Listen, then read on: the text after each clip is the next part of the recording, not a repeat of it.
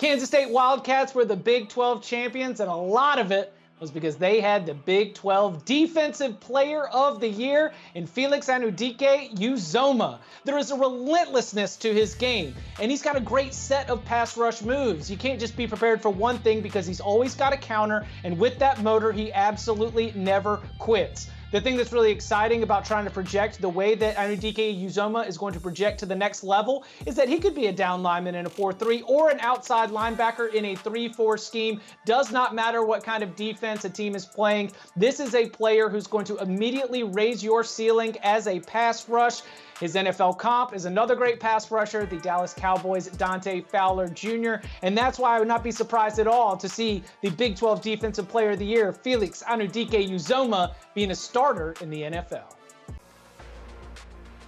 All right, let's pivot over to the wide receiver position. Rashee Rice, the wide receiver out of SMU, goes 6'3", 203. He's got some size to him. He's got some thickness, which is good because when you talk to the scouts and the GMs, around the country, everybody wants wide receivers that are durable, that can play a long time. Gives you a unique skill set. Not only does he have the requisite speed and athleticism, but he also can go up and win more than his fair share of the contested catches, but he can also beat you in open space. The other thing that I'll notate here is he's flexible. You get a lot of versatility with him, meaning you can put him out wide, you can play him in the slot. I think he's going to have a successful NFL career. He certainly has enough speed and athleticism.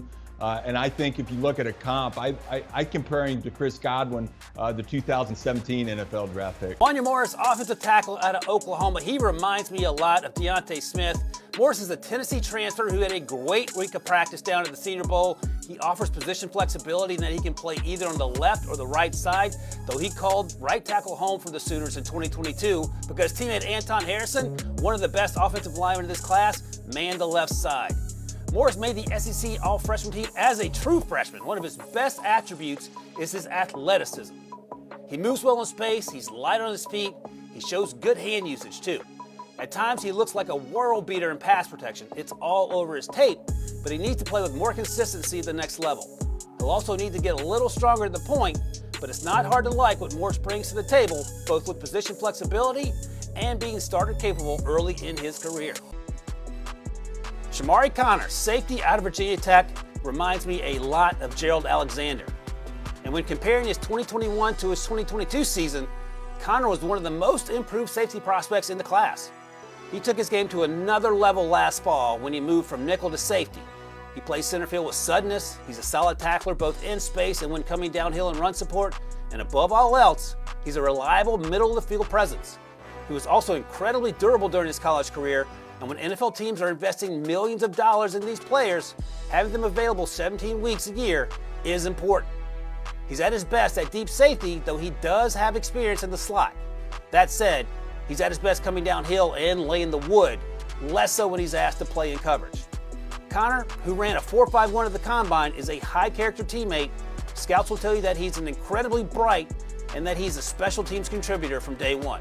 Texas's Keondre Coburn projects as more of a traditional nose tackle at the next level. He is difficult to move in the run game but offers little pass rush potential. Through his career with the Longhorns, he managed just 6.5 sacks. At the NFL Combine, he ran the 40-yard dash in 5.22 seconds with a 1.82 second 10-yard split.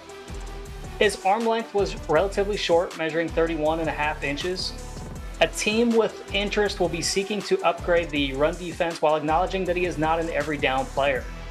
Coburn projects as a player that could start, but is probably more likely to fill a roster or fill a role for a team. We compare him to former Dolphins defensive tackle Paul Soliai. Cam Jones, the linebacker out of Indiana, reminds me of Akeem Davis-Gaither. One of the best compliments you can give is to call someone a really good football player.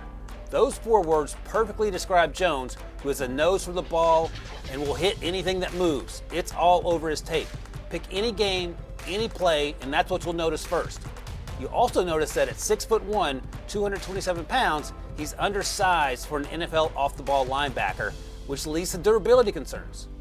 That Jones battled a foot injury for the second half of the 2022 season will be noted by NFL teams. But again, find a player who is as consistently around the ball as Jones. In addition to being a terror against the run, he's also a good open field tackler, and he has the athleticism to cover running backs coming out of the backfield, though he wasn't asked to do a lot in coverage. Jones is a high-character teammate who will play hurt, and he'll make his bones as a special team standout early in his NFL career. Deneric Prince, running back out of Tulsa, reminds me of Kylan Hill. Prince is a solid player with breakaway speed, but he doesn't offer much in the pass game. The Texas A&M transfer had just 17 receptions in 29 games, but he also averaged 5.5 yards per carry. And at 5'11", 217 pounds, he's a one-cut-and-go runner who shows good contact balance, but you'd like to see him run through arm tackles with a little more consistency. That said, if he can really stress a defense when he gets to the second level, and his 4.41 speed means he can press a C-gap, beat defenders to the outside, and then turn on the afterburners down the sidelines. In addition to the lack of production as a receiver, he could stand to improve in pass protection too. And while Prince isn't particularly dynamic in any one area, he'll be a reliable running back too at the next level. Jerome Carvin, offensive guard out of Tennessee, in his comp, John Urschel. Carvin is an absolute mauler in a phone booth, but he wasn't asked to do much in space for the balls. He consistently showed a good anchor in pass protection and handled stunts and twists with patience and in balance. His strong hands allowed him to lock up interior defensive linemen, and while he's not an earth mover, he anchors well and is consistently stout at the point. He's a better fit for a gap end zone scheme, but either way, he has position flexibility. Carvin played on the left side in 2022, but he played both guard positions and center at Tennessee. He earned a Shrine Bowl invite, but was a combine snub, though his ability to play all three interior defensive line positions makes him an attractive option for NFL teams.